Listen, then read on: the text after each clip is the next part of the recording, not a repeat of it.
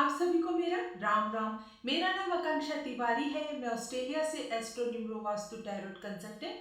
आज मैं आपसे बात करूं कि सिंह लगन के लिए कौन से प्लैनेट बाधिकेश होते हैं, मार्केश होते हैं, कारक होते हैं, अकारक होते हैं और कौन से प्लैनेट योग कारक होते हैं।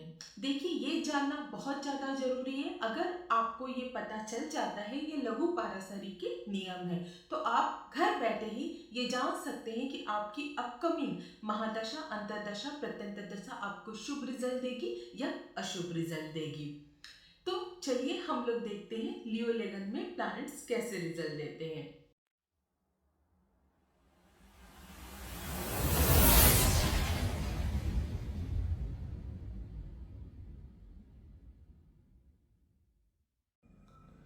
चलिए अब हम लोग बात करते हैं सिंह लगन के लिए। तो देखिए, जो सिंह लगन है उसमें आपके जो लग्नेश है वो सन है, सूर्य है, और वो बेनिफिक है क्योंकि लग्नेश हमेशा पवित्र होता है और इनकी कोई दूसरी राशि भी नहीं है। तो जो सूर्य है वो बिना किसी डाउट आप लोगों के लिए कारक प्लैनेट है। ठीक है, अब हम लोग बात कर लेते हैं मरकरी की। तो मरकरी सेकंड हाउस के मालिक है और 11th हाउस के मालिक है।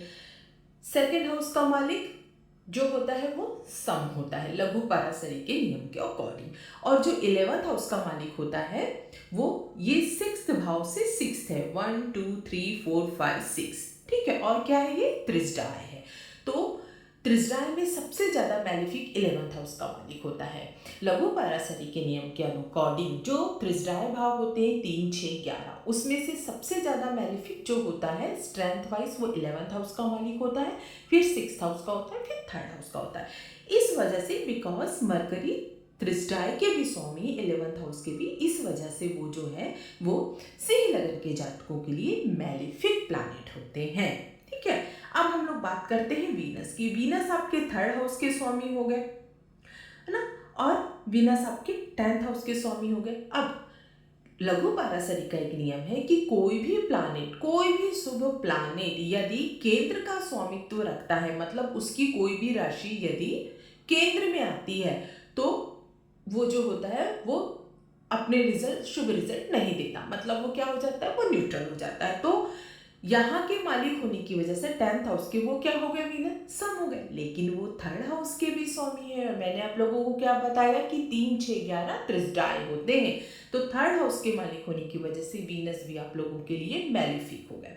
अब हम लोग शनि की बात कर लेते हैं। तो देखिए भाई, शनि आपके 6th हाउस के मालिक है, मतलब है ना, त्रिभाव के भी मालिक है और 7th हाउस के भी मालिक है, और 7th हाउस का जो ओनर होता है वो मार्किस होता है। तो यहाँ पर शनि जो होते हैं वो मार्किस का रिजल्ट देते हैं सिंह लगन के जातकों को।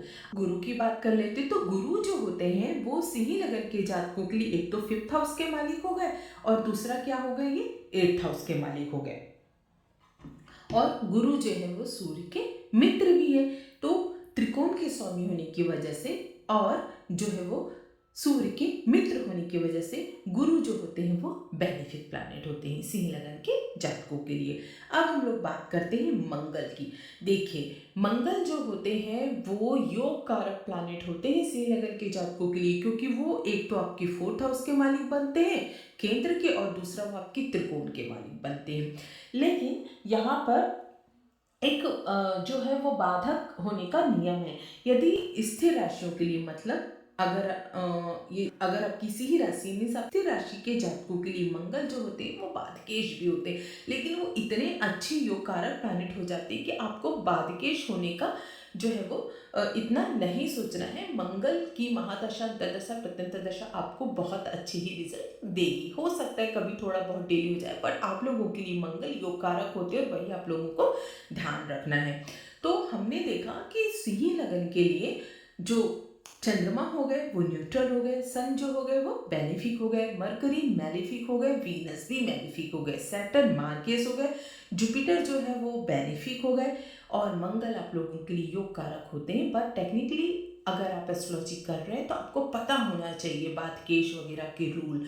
इस वजह से मैंने आप लोगों को बता दिया कि स्थिर जब लगन होता है मतलब 2, 5, 8, 11, तो उसमें जो 9th हाउस का मालिक होता है वो बातकेश होता है। ये रूल आपको पता होना चाहिए, इसलिए मैंने आपको बता दिया कि मंगल बातकेश भी होते हैं। अगर वीडियो पसंद आया हो तो प्लीज़ लाइक, शेयर, सब्सक्राइब करना ना भूलें। मेरे साथ जुड़े रहने के लिए, ये वीडियो देखने के लिए आपको प्रेमपूर्वक धन्यवाद। जय श्री राम।